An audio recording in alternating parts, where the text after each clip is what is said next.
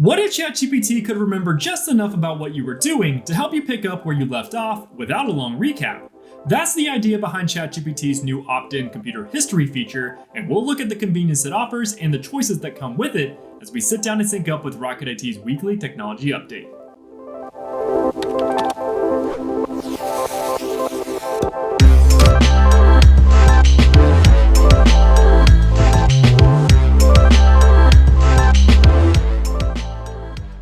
Hello everyone, I'm Chris Swinson, Technology Insider at Rocket IT, and welcome to Sync Up, your home for the latest tech news. If you use ChatGPT while you work, there's a good chance you run into a pretty common problem.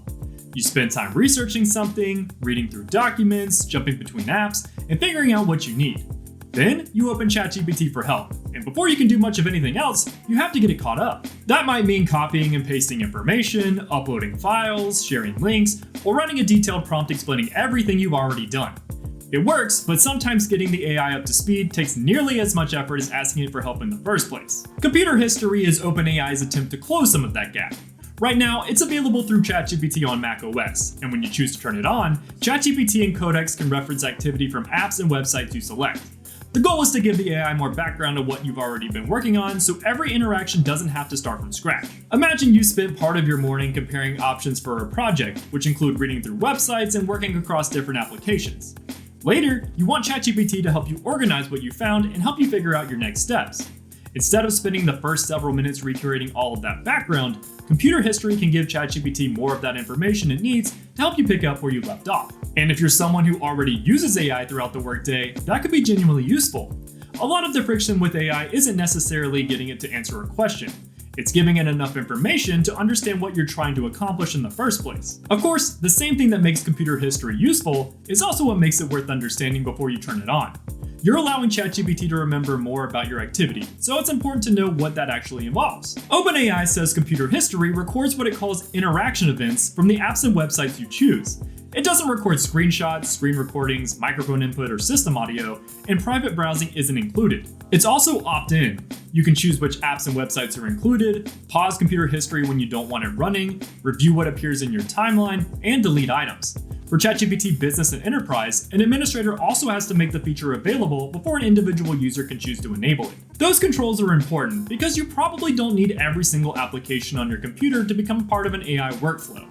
Maybe having ChatGPT remember activity from websites you use to research would save you quite a bit of time. But that doesn't necessarily mean you want it to include an application containing financial information, client records, or other sensitive materials. So rather than thinking about computer history as something you either give access to everything or don't use at all, it may be more helpful to think about what you actually want it to help with. Which apps or websites will provide useful information, and which ones don't need to be part of the equation? That distinction becomes even more important when you're using a work computer. On your own device, the decision mostly comes down to your personal comfort level. At work, the organization may have policies around AI, client information, confidential data, or which services are allowed to interact with company systems. So even if you see a productivity benefit, it's still worth making sure the way you use the feature matches the rules your organization has in place. And if you're responsible for those rules yourself, computer history is another example of why having a clear AI policy is becoming increasingly important. If you do decide to use it, there's also nothing wrong with starting small. You could enable it for places where you see an obvious benefit, see whether it actually makes ChatGPT more useful, and adjust from there. Because the feature can be paused and its timeline reviewed, this doesn't have to be a decision you make at once and never think about again. And I think that's what makes computer history interesting beyond this one feature. Most of us are used to working with AI by intentionally bringing information to it. We write the prompt, we upload the document, we paste in the information, then the AI works with whatever we decided to provide to it. Computer history starts to shift that relationship. Instead of constantly rebuilding the background for every request, the assistant can have more continuity around the work you've already been doing. That can make AI feel a lot more useful in everyday work, but it also means being a little more intentional about where the additional awareness is helpful and where it isn't necessary. So I wouldn't look at computer history as something everyone needs to turn on, and I wouldn't dismiss it simply because it keeps a history either. The better question is whether it solves enough of a problem for you to make the additional access worthwhile. If it does, take advantage of the controls and give it access where there's a clear benefit. If it doesn't, you can leave it off. Because AI assistants become better at understanding the work happening around us, getting more value from them doesn't mean giving them access to more than they actually need. For help, contact Rocket IT using the link in this video's description.